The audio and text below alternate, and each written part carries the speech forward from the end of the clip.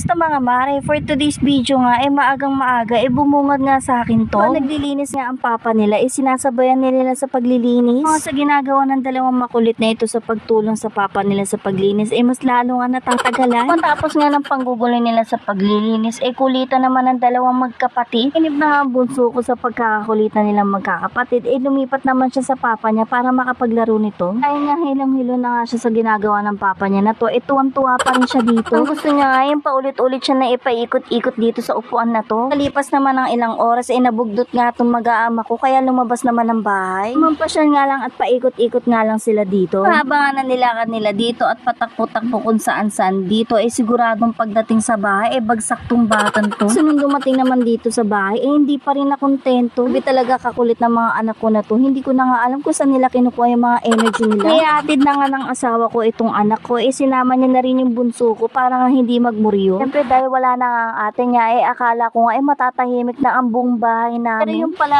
akala lang namin. Pagdating dito sa bahay, parang mas lalo pa nadagdagan ng energy nakuha pa makipaglaro sa papa niya ulit. Talaga ang energy ng mga bata ngayon at panigurado pagka sinabayan mo ang kakulitan nila, lahat nga ng puti ng buhok mo talagang puputi. Alam niyo naman tayo mga ina, mas gugustuhin pa nga natin na makukulit ang anak natin kaysa naman sa may sakit. Hanggang dito na lang po muna. Salamat!